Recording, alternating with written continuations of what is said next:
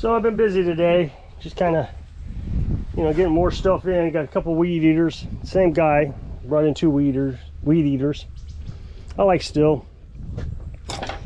The FS55R, in my opinion, is the easiest one to work on. These other ones, you know, when you gotta, this isn't a still, but when you gotta take the whole thing apart to do anything, I think that's a little ridiculous. So there used to be a guy who did lawnmower repair in this town. He had an actual shed, a garage, right on the main strip up there a ways. And you know, I've not, to be honest, heard a lot of great reviews. I've heard one person say anything good about him. What I do know is he was kind of fond of the drink, and I think the one person that talked good about him was fond of the drink also. So my guess is they sat around and drank all the time. But anybody who actually needed their lawnmower worked on never got it worked on. As a matter of fact, I worked on a John Deere this year, and he said he went in there to get the John Deere fixed. I guess he came out of the bathroom and his pants were down around his ankles. So, and the wife had already had a little bit too much to drink. But anyway, I mean, that's all hearsay. But really, I've not heard a lot of good things about him. I don't know if he turned down a lot of business or what the deal is, but as much stuff that I get in here that has been sitting around for years and years and years kind of indicates to me that he must have turned down a lot of business, or people didn't take business to him. I dropped my toolbox here.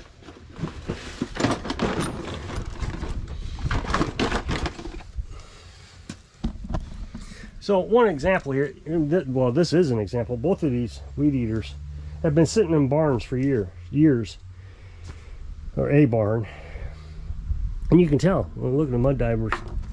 You know, you got to be careful with that because they can get in the muffler and clog up the muffler, which they may have. I don't know. I know for a fact that both of these need carburetors. I meant to order a handle and I forgot, so I'll have to get a handle for that. So I don't know, business just kind of keeps rolling in a little bit at a time, not a lot. I was thinking about this, you know, I get worried that a day go by or so, or a few days go by and no business has showed up. So I think, oh man, what's going on? I mean, it's a small town, so it's completely, I think, expected that there's just not going to always be a lot of work around here. And I get a lot of repeat customers, or customers who want to be a customer, they just don't have anything that needs to be worked on. So let's see, both these weed eaters come from repeat business. Well, all 3 of these weed eaters come from repeat business. The lawnmower is somebody who's been wanting to give me work for a long time and just never had a chance. Now they have a chance. I guess I've gotten a few new customers this year, but it's just interesting. It's a small town, just not a lot of business to achieve. So I always was curious, what did the guy up there actually work on? Because we're just not getting a ton. I mean, this is enough for me. You know, trying to be, I don't want to say partially retired, but not wanting to work for an employer. This is a good pace for me, where I can still make my videos, or, you know, cut the grass or whatever. I don't have to be beating my head against the wall. Of course, with the lawnmower business the way it is, it's seasonal. So the wintertime there's really no business, and then in the the May you expect a really big pickup. But I think for the most part, I've worked on a piece of equipment probably every day in May. So we're coming up on June and I'm still getting business. You know, I just worry that the repeat customers, they're going to run out of stuff for me to work on. I know this guy with these 2 still weed eaters, they've brought a ton of stuff to me over the last 2 years. Just a ton. I can't even, tillers, and I just push mowers and walk behinds and all kinds of stuff. So a little bit concerned about this weed eater. I mean, I know this guy knows his equipment, but there was regular gas in that. Fortunately, it didn't start. Otherwise, he'd have burned it up. But there was just it worried me. I didn't want to work on them today. I was going to work on them, probably not tomorrow. Tomorrow's Saturday, but I was going to work on them probably Monday. And when they get here, I like to take a look, see, you know, what, if there's any gas in it, you know, just kind of get an idea. I don't know. And when I saw that gas, I had to check the spark plug. And well, they checked the spark plug too, and they ripped. When you take the spark plug out, you can rip the coil that goes around the spark plug tip from the wire. You can rip that out. You can put it back in, but in order to do that, it'd tear the whole thing apart. So I had to put it back together so I can make a video about it. I don't know if I'll ever get real busy here. I don't know if it's because I don't have a shed, you know, if that's the or a garage or a business or, you know, whatever. I don't know. I do know that I'm not getting a lot of complaints. I don't hear anybody complaining. And the way Facebook is, it seems to me that if you are going to mess something up, they're going to tell you about it on Facebook. But I just haven't heard too many complaints. I was concerned that there was one person that was unhappy with me. I told you this story in the past. Her husband had me work on his lawnmower several times. And she called me up and said, hey, my neighbor's got a problem with her lawnmower. Can you look at it? So I looked at it. And there was just a slew of things wrong with it. It was 30 years old, and I called her up and said it's not worth working on. And she said, okay.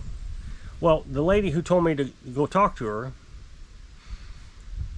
said, no, you have to get her a lawnmower. She's disabled. The only thing she has left is cutting grass. And so I rebuilt the whole thing for free, except for the parts. She had to buy the parts. I had to, you know, I did all the labor for free. So she let it sit in the barn all winter and didn't use it.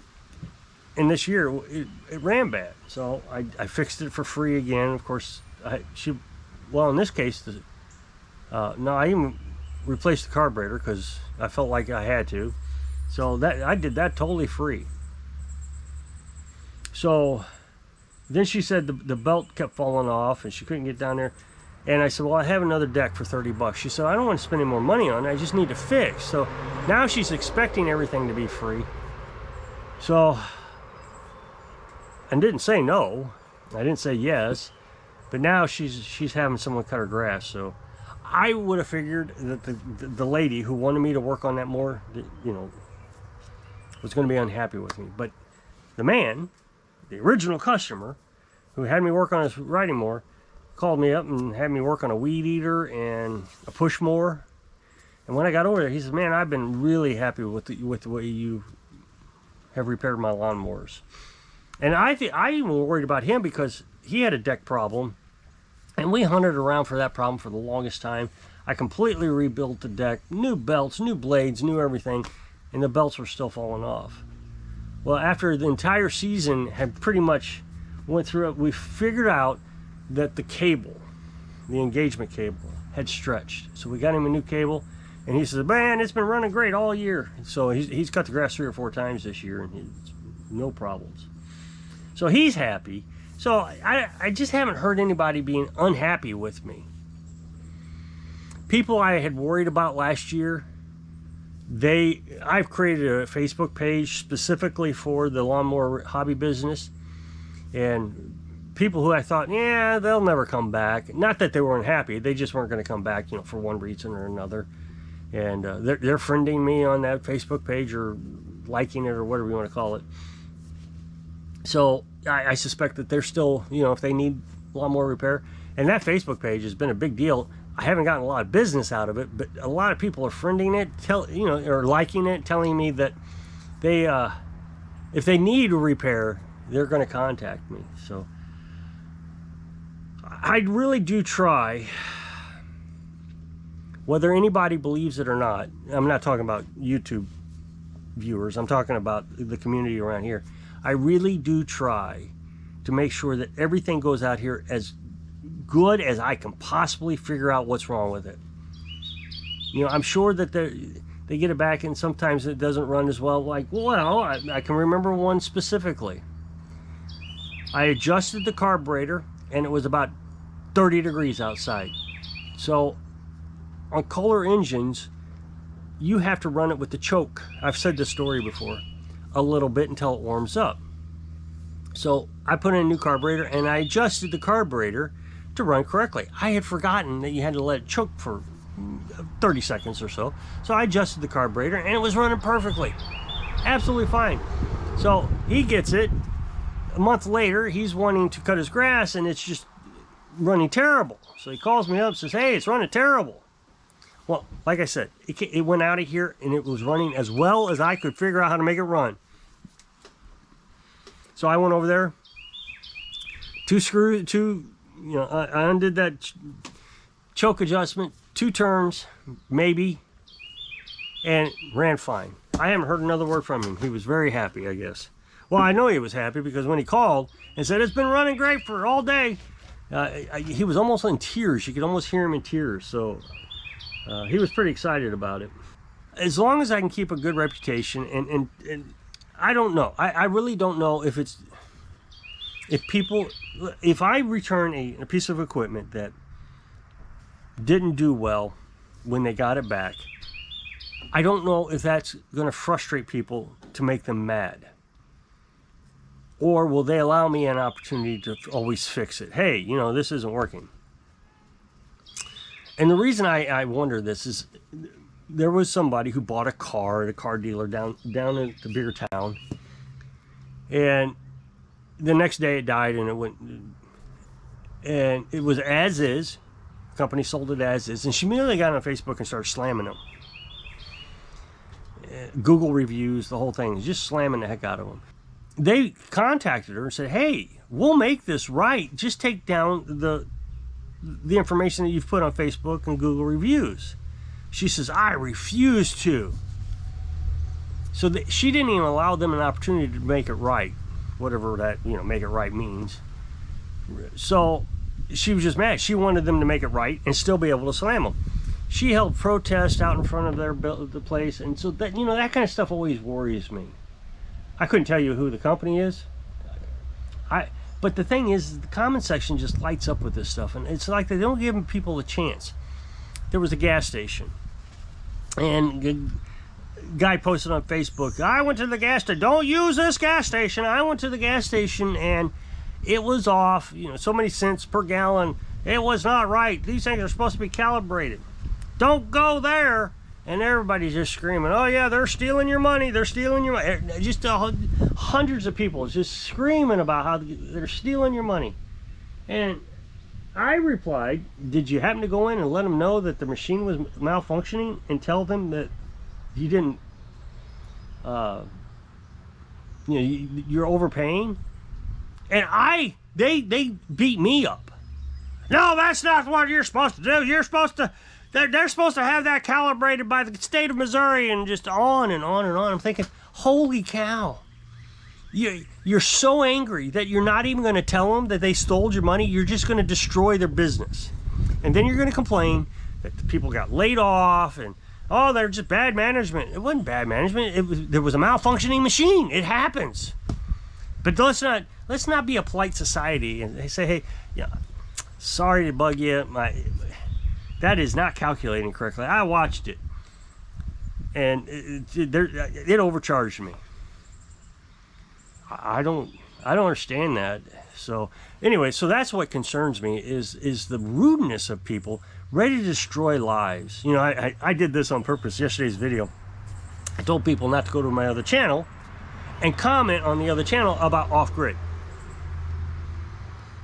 because I didn't want the algorithm to get confused. I even said, I'm going to delete your comments if this happens. And what I'll even do to make it even more so is I'll start putting in block words. So like off-grid, that'll be blocked. So that won't even go into the comment section. So if you put off-grid in my lawnmower repair channel, it won't even show up. Solar panels, canning, that kind of stuff. And so I said, yeah, I'm trying to keep that out of there. And I knew it. People want to destroy your life so bad. They want you to just disappear off the face of the earth. They hate you so much that's what they did. They went over to the channel and, oh, I'm so confused. What happened to your canning videos? Come on, it says Shade tree lawnmower mechanic. It doesn't say anything about off-grid or canning or chickens. Don't act stupid with me. I know exactly what you did. You went over from this shit video. You saw that I said, don't do that. Please don't do that.